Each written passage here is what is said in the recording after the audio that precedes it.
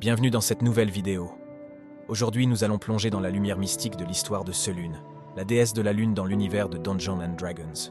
Préparez-vous à découvrir le récit fascinant de la Dame d'Argent.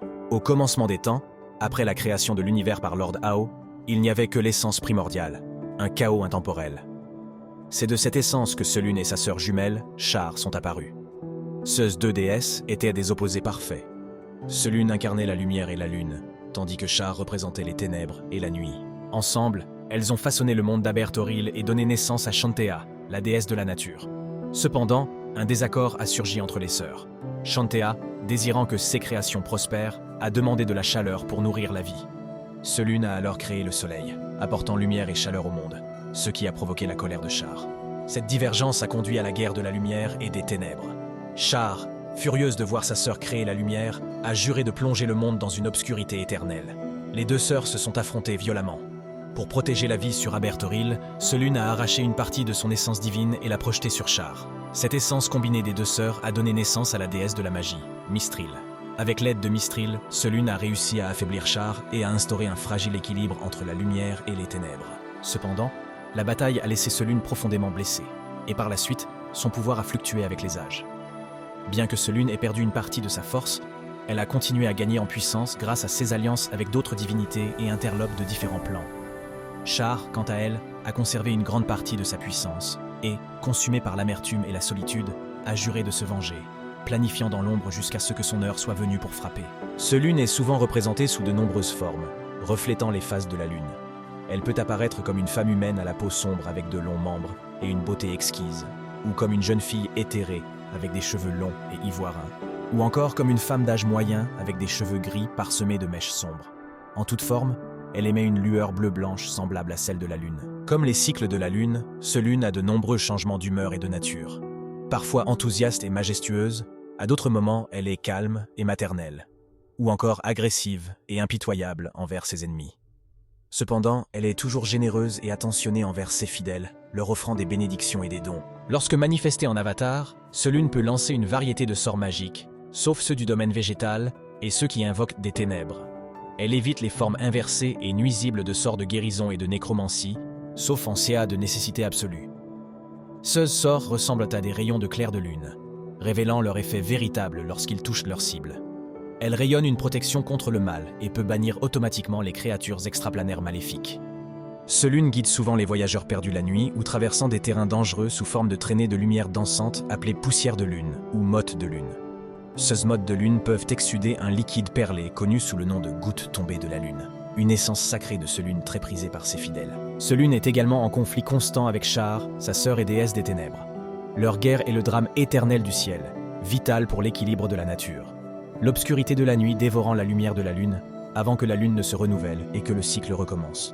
Leur lutte incessante symbolise l'éternel combat entre la lumière et les ténèbres. La demeure divine de Selûne se trouve aux portes de la lune, un royaume planétaire considéré comme son propre plan ou une domination de la mer astrale selon les cosmologies.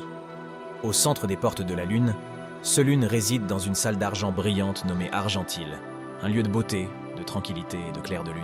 En combat, Selûne manie parfois une lame de lune Plutri, une forme durable du sort lame de lune. Cependant, son arme préférée est le bâton des 4 lunes, une masse lourde à 4 fléaux dotée de puissants pouvoirs magiques. Son armure d'écailles comprend des écailles opalescentes circulaires qui émettent une faible lueur argentée. Elle ne la porte qu'en combat, mais peut la prêter à ceux qui accomplissent une quête pour elle sans perdre sa protection. Selûne compte parmi ses alliés les divinités de la lune, de la beauté, de la fortune, de la joie, de la lumière, de la magie et du climat. Elle a des relations amicales et coopératives, avec des déesses comme Mystra, Eilistrae, Lyra et Timora, ainsi qu'avec des dieux comme Chandakul, Valkyr, Chauntea et Corellon. Cependant, son ennemi éternel reste sa sœur Char.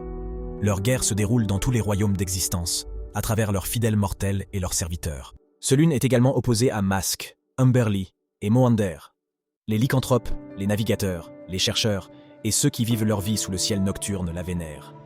Les marins prient souvent Selûne pour les protéger de la reine des profondeurs, Umberly. Les femmes humaines, les astrologues, les devins et les sorciers nés sous une pleine lune lui rendent également hommage. La foi de Selûne a prospéré au fil des siècles. Pendant le temps des troubles, elle a été piégée par Char dans un subterfuge, se faisant passer pour une mortelle nommée Luna. Finalement, Elle a retrouvé ses pouvoirs divins et a repoussé Char dans une bataille épique au-dessus des rues de Waterdeep. Après la Spell Plague, Selûne est devenue une déesse populaire à travers Faerûn, ses prêtres faisant des pèlerinages pour apporter espoir et réconfort. En temps de crise, elle continue d'offrir ses bénédictions et ses dons aux mortels, les guidant avec la lumière de la lune. L'histoire de Selûne ne serait pas complète sans évoquer son rôle dans le cataclysme de l'Aube, un conflit divin au cours duquel elle a sauvé ceux qui étaient bons et purs de Tish, la déesse de la chance, en la scindant en deux entités distinctes. Tymora, la déesse de la bonne fortune, et Beshaba, la déesse de la malchance. Selûne a pleuré la perte de son ami, versant une larme qui est tombée sur la terre en tant que météore, créant ainsi l'artefact sacré connu sous le nom de l'arme de Selûne. Selûne a également joué un rôle crucial dans la défense des mondes nouvellement formés de Riemspace contre les attaques des primordiaux pendant la guerre de l'Aube. Elle s'est alliée temporairement avec Char pour repousser cette menace, montrant sa capacité à mettre de côté ses différences pour protéger la création. Dans le temps de l'Empire de Netheril, Selûne était vénérée parmi le panthéon des Néthérésiens. Elle a sauvé la ville d'Opus de la destruction causée par la folie de Karsus en la transportant dans les portes de la Lune, où elle a été renommée Selûnara. Selûne a également été impliquée dans la légende connue sous le nom de Chant de Selûne, où elle a sacrifié sa jeunesse et sa beauté pour emprisonner des monstres shape-changing dans une dimension de poche à l'intérieur d'une pierre de lune, connue sous le nom d'île de Selûne. À travers les âges, Selûne a continuellement évolué, s'adaptant et changeant avec les phases de la lune, mais restant une constante source de lumière et de réconfort pour ses fidèles. Sa bienveillance et son engagement à protéger les mortels et à contrer les ténèbres de Char ont fait d'elle une figure centrale du panthéon de Faerûn. En résumé, Selûne est une déesse bienveillante et puissante, symbole de la lumière et de l'espoir dans l'obscurité. Son histoire est une saga de lutte, de compassion et de protection, toujours en conflit avec sa sœur Char mais toujours prête à guider et à bénir ses fidèles. Merci d'avoir regardé cette vidéo.